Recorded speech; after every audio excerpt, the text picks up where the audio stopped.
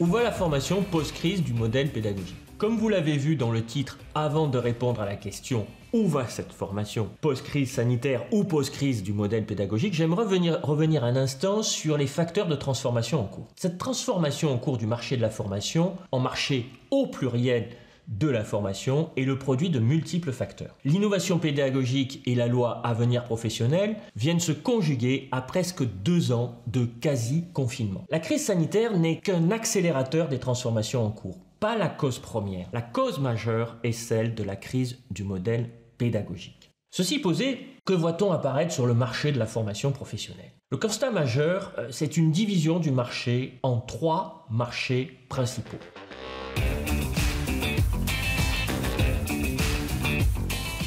Premier marché, le plus original, le plus novateur, c'est l'arrivée de nouveaux entrants qui apparaissent à la marge du marché classique de formation et viennent le bousculer. Ce marché, on peut le nommer par analogie au marché du Netflix de la formation. Pour le caractériser, je vais citer d'abord quelques-uns de ces nouveaux entrants. MentorShow, Masterclass, Udemy, TED Talks, LearnyBox, MySkillCamp, Kileos, Skillsoft, Pluma, Edflex, Google Atelier Numérique, LinkedIn Learning.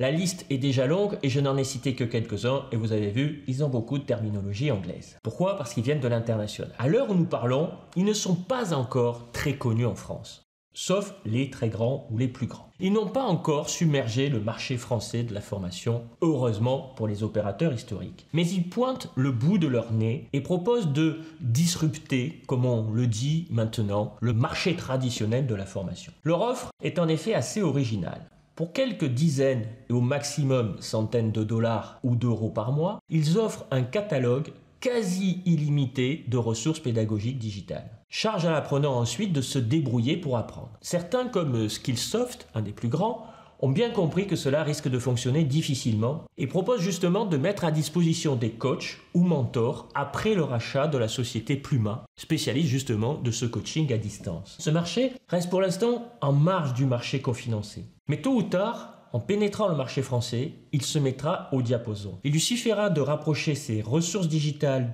de certifications connues et reconnues par France Compétences pour pénétrer sans grande difficulté le monde de la formation cofinancée avec des tarifs tirés sensiblement à la baisse. Les financeurs, bien entendu, ne s'y opposeront pas.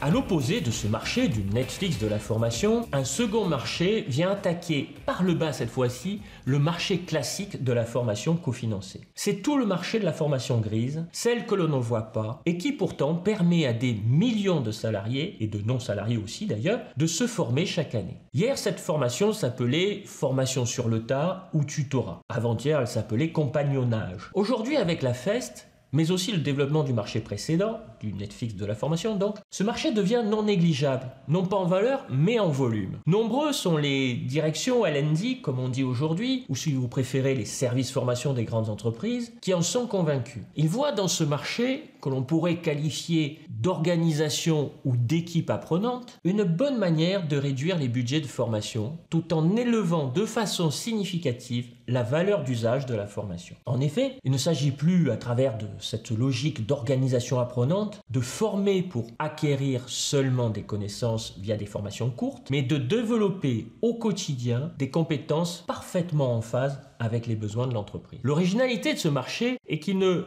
rendra pas riches ceux qui le maîtrisent, mais à coup sûr, il pourra appauvrir ceux qui opèrent depuis de nombreuses années sur le troisième marché, celui du marché classique de la formation.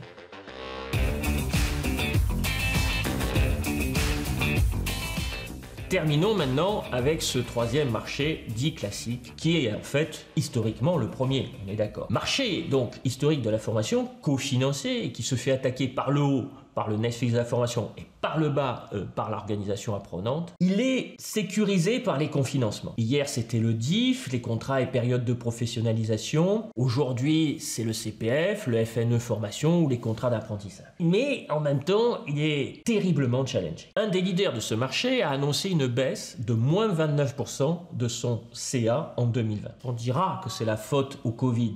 Reste à savoir ce qu'il en sera en 2021 et surtout en 2022. De notre point de vue, nous pensons que ces chutes drastiques de chiffre d'affaires 2020 ne sont que des signes avant-coureurs d'une tendance forte du marché. S'ils ne se réinventent pas et s'ils ne réinventent pas leur modèle à la fois pédagogique et économique, les organismes de formation opérant sur ce marché seront condamnés à disparaître comme l'ont été dans d'autres domaines un grand nombre de maisons de presse quotidiennes ou de magazines. Ce marché historique de la formation en France est sommé très vite de se réinventer en intégrant le digital learning évidemment, mais pas seulement, la FEST également. C'est en mixant digital learning à FEST et présentiel, ne l'oublions pas, que ces organismes de formation pourront faire de nouvelles propositions de valeur à leurs clients. Ils pourront ainsi leur proposer une expérience apprenante beaucoup plus fluide et plus pragmatique. Ils pourront passer à une formation personnalisée avec entrée-sortie permanente. Ils sortiront